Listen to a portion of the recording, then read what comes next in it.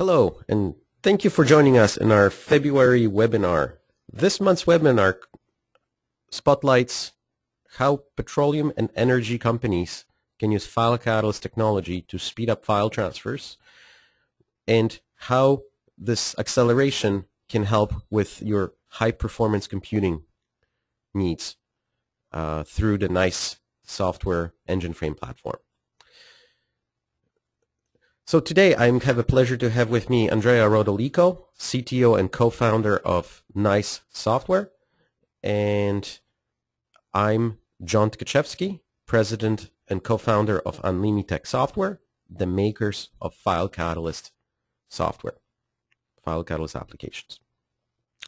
So what we're going to be today, we're going to first talk a little bit about the challenges that energy companies face with big data and how to manage and distribute and analyze the big data they receive. I'm going to give you a quick introduction into FileCatalyst and why accelerated file transfer is needed in this space. Then I'm going to hand over this microphone to Andrea, and Andrea is going to go over the NICE software, and we're also going to talk about a case study and joint solution, how NICE Software and FileCatalyst have combined. We combined our software to provide a very easy to use platform for HPC computing needs. So first of all, what are the big challenges? So there's the global energy companies have global operations spanning multiple continents and use diverse networks. So there's the regular daily day-to-day operations, but there's also the entire HPC centralization needs. So for any kind of high performance computing needs, there's the big data. So if the HPC center is in one spot, well, you have to somehow deliver this data into that HPC, and this is where the data acquisition comes in. So you might have data coming from drilling or exploration, and all of this has to be dropped into a central location. Some of the other aspects of large files and big data in oil and gas is their engineering, construction, and simulation data. Usually this data is very, very big, but it's also very highly compressible, which works very well with FileCatalyst protocols, built-in compression. And finally, once you have this data processed, then you need to distribute this data to many different offices around the world for analysis and interpretation. And keep in mind that all of this is happening on a number of different networks, from fiber, satellite, cable, microwave, and some of these links are going to be unreliable, but maybe some links will be reliable like fiber, but might be very congested when you're especially going with large, when you're sending large files over between continents. So what FileCatalyst is an accelerated file transfer solution. It allows to send large files that were large big data files over large geographical distances. So a common problem here is that if you want to copy a large file from one computer to another and you're on your local area network, well, it's pretty easy. You just copy the file into a network drive and everything works well. Now the problem is the problem gets bad when you want to now transfer these files, let's say between two cities within your own country. Now all of a sudden that transfer speed is going to slow down. And if you want to go now, let's say within a continent, from one end of a continent to another, let's say coast to coast in the United States, now this problem is going to get even worse. The speed is going to slow down. And of course, the worst file transfer speeds you will ever get is between two continents. So let's say you want to go from North America to Europe, you're going to get really slow transfer speeds. So FileCatalyst, we've built a solution that uses UDP protocol to transfer these files as fast as possible. And our protocol is immune to the latency and packet loss you would normally see on the line. Let me give you a little bit of a background first.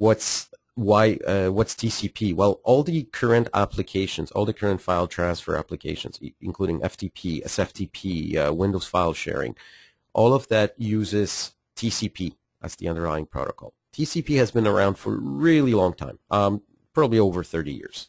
Without internet, internet without TCP would not be able to exist.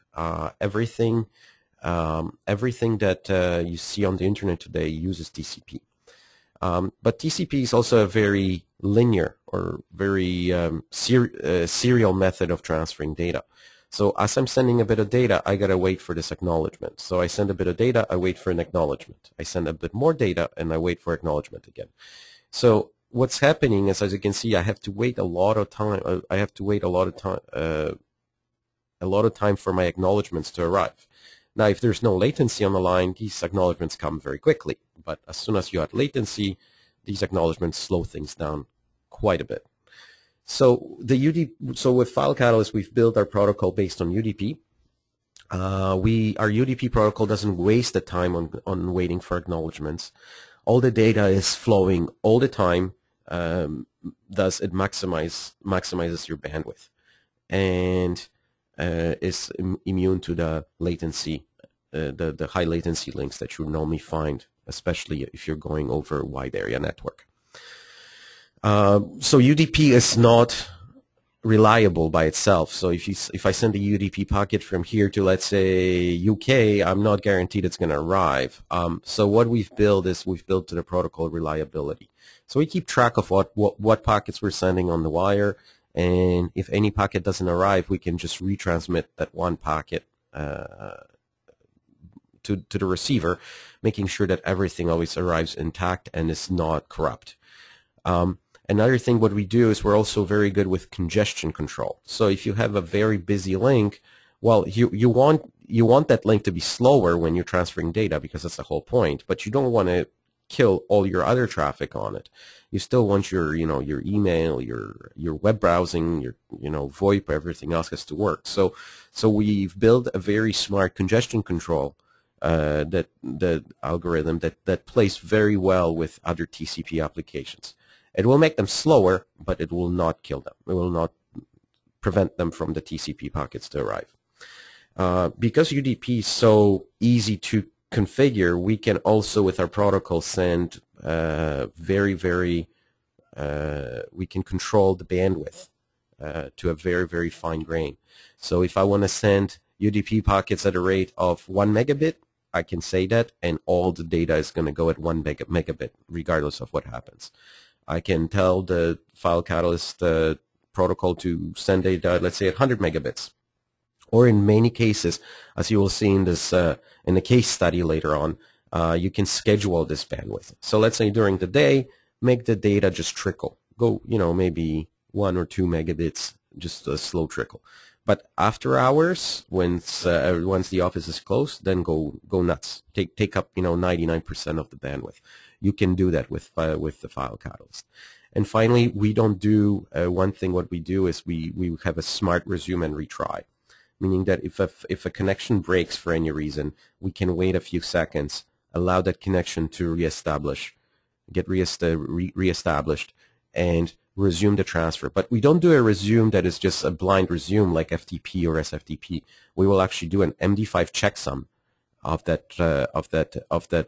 data that has arrived so far versus the MD5 checksum what's being sent, and we'll only resume if the data is identical. If there is any corruption on the data, we won't do it. So what this means is that your resumed files are guaranteed to always arrive in perfect shape. There will be no corruption in the files.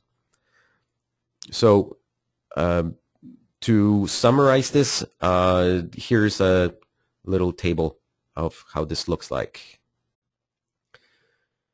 So here's just a quick illustration what kind of file transfers what kind of gains you can see with FileCatalyst. So this is going here over 100 megabit. This illustration is over 100 megabit network with a 10 gig file set. And New York to LA with a latency of about 50 milliseconds. FTP takes 2.5 hours, and FileCatalyst is roughly 14 minutes. LA to London, it's a much longer distance now. Now you see our RTT here it has increased substantially, and now FTP numbers really drop to 12 hours for the same data set. We can do it still in 14 minutes. So this RTT doesn't matter what it is. Of course, if RTT is at 0, then FTP and FileCatalyst would probably have very similar speeds, but that's not a real life scenario usually for transferring files over large distances. So let me introduce you. I already made the introduction to Andrea, but here Andrea is going to talk us a little bit about EngineFrame and how nice works with oil and gas applications. Hello, Andrea. Okay, thanks, John. So for those that might not already know NICE from other interactions, NICE is a company that's been in the business and in particular working in the energy field for quite some time. We have many customers in the space, all over the world. And we offer basically two main products and services that help let's say, making them productive.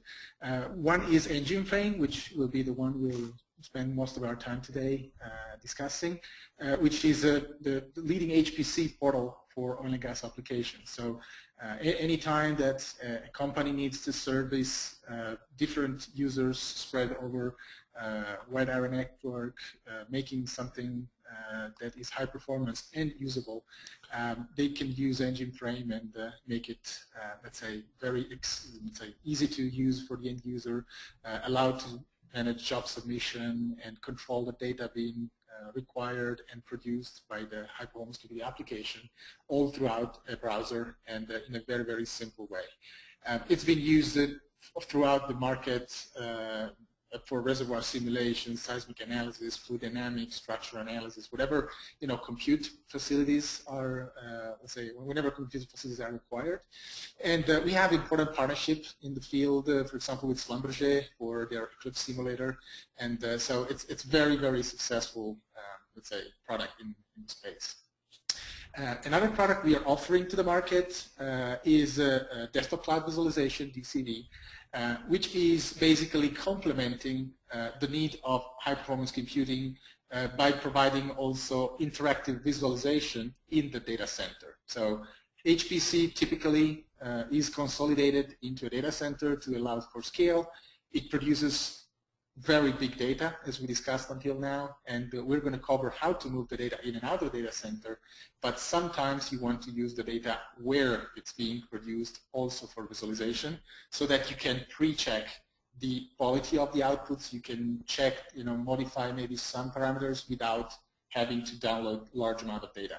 And so that's when DCV comes in and provides you the ability to have 3D applications running in the data center, the likes of Trail or other 3D applications that are running, let's say, that are processing the large volumes of data.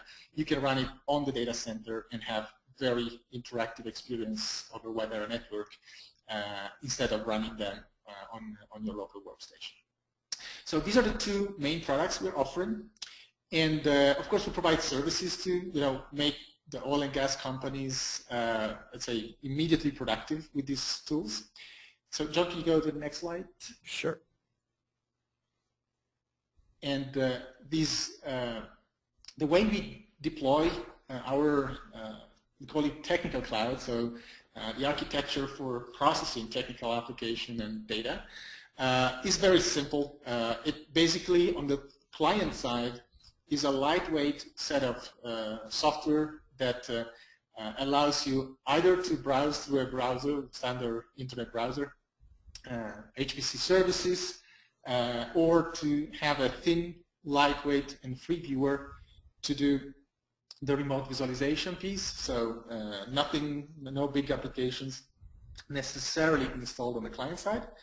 And we have the FileCatalyst hot folder that allows you to speed up whatever data transfer you need for the, let's say, the processing of your data, either to provide data for the initial computation or to get the data out afterwards. In the middle stands the EngineFrame portal, which acts on behalf of the user. Will log in the user, provides access control over who can do what. And in the back end, the normal traditional HPC environments are there, and any scheduler out there can be used. The typical LSF, BBS, Torque, and so on and so forth, Grid Engine, and the likes. Which of course typically share or have very fast access to centralized huge storage, where the FileCatalyst server allows to manage data and trigger transmissions and accelerate transmissions to the periphery. And of course there's also this new set of resources that are serving the 3D applications, which are like Linux, they're like HPC clusters, but they have GPUs installed for graphics purpose, and they can serve them either Linux or Windows sessions with a very high performance and high, I would say, interaction standard. So all this is a technical architecture that works in most of our customers. It's very successful, and of course can be also programmed and controlled through APIs by developers, integrators, ISVs, and so on. For example, again, the collaboration we have with Schlumberger is pretty interesting on that side, and they're using these kind of facilities to, let's say, drive the computing and visualization side on the data center. So next slide, please. So the end result of implementing a technical cloud is that basically you can do everything through a browser and some very lightweight client tools. You can connect through the browser and submit your simulations. The simulations can be simple to understand, and engineers have no trouble, learning about HPC. They just use it, and they're immediately productive. They control the jobs, they control the data being produced by the jobs, they can look at log files, they can do whatever they need on the files through a browser, so no need for lots of transmissions. But when the heavy-duty transmissions are required for large inputs or outputs, then it's when FileCatalyst integration comes into place and gives you the best performance for it. And of course, you can do remote visualization on the data themselves. So you can go there and, let's say, post-process some files, edit some models and so on, and rerun simulations all in the same cloud.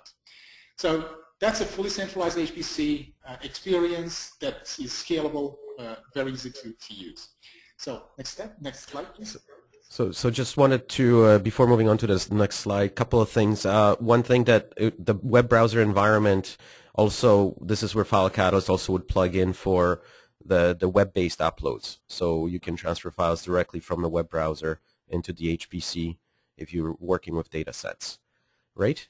And second thing I just wanted to mention, which I forgot to say in the beginning, if you do have any questions, feel free to type them into the GoToMeeting questions box, and we will cover them at the end of our presentation.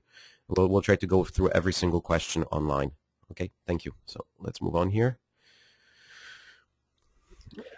So some benefits that our customers have benefited from are certainly a very engineering-friendly experience.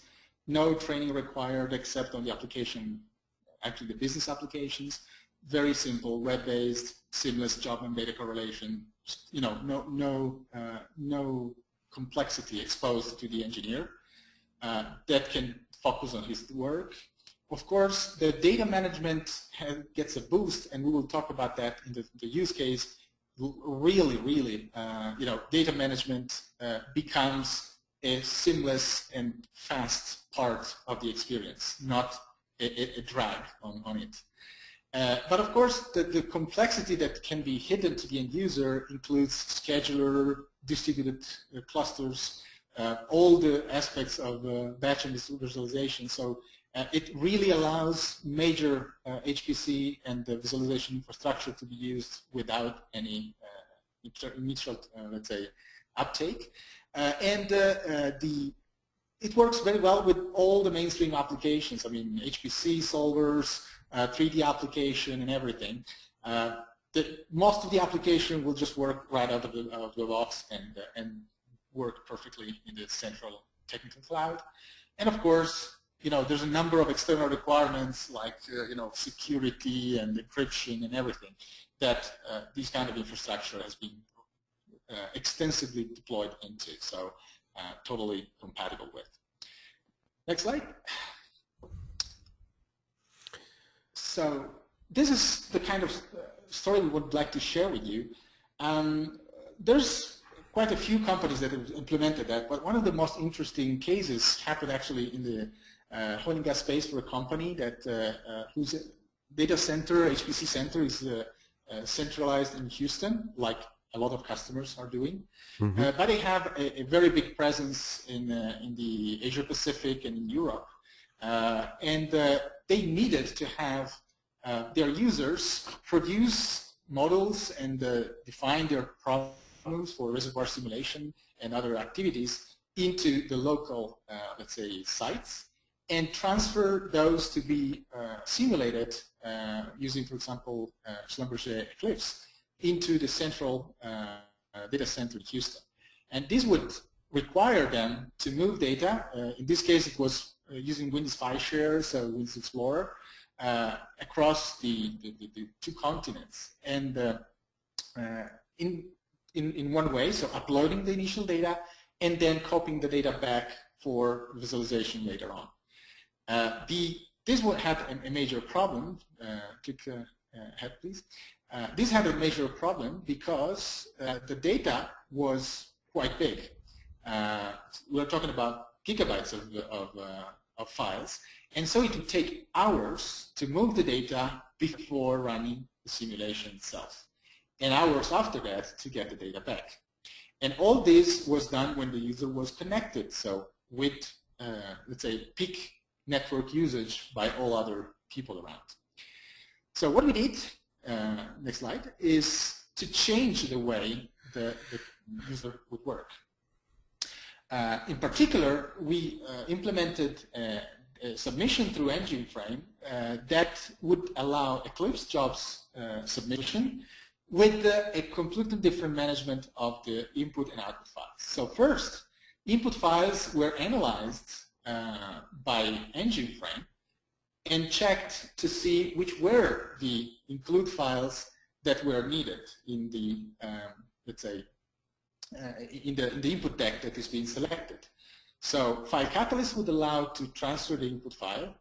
EngineFrame would look into that, figure out which are the other include files required, and check in a cache that EngineFrame is keeping to see whether any previous uploads already moved to the same file and whether the file was not changed on either side using MD5 sum checks and things like that. So if the file was already transferred previously, there would be no requirement to transfer it again. If the file would not be available or has changed since then, FileCatalyst would provide the acceleration and bandwidth control. So during peak hours, you wouldn't hit the network with the too aggressive bandwidth usage. You might slow it down to avoid conflicts with other network traffic, but then maybe do the big heavy duty overnight, for example, to be sure that everything is progressing in the best way.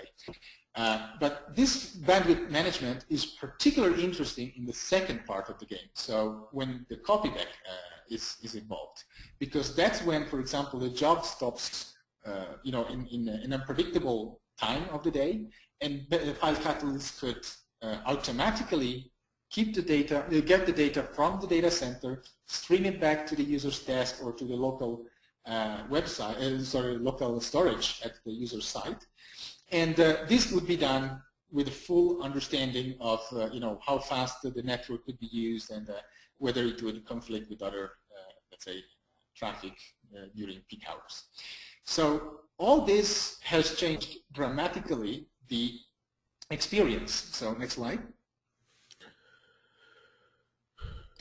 So with the integration between FileCatalyst and EngineFrame, basically FileCatalyst kicks in every time there is a sizable transfer to be moved.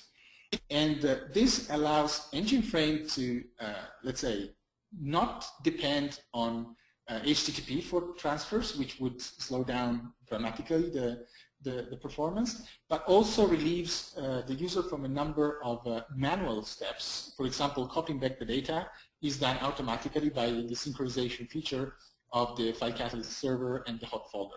So the resulting, let's say, output files, log files of Eclipse would just be streamed out as soon as available to the end user without any manual intervention.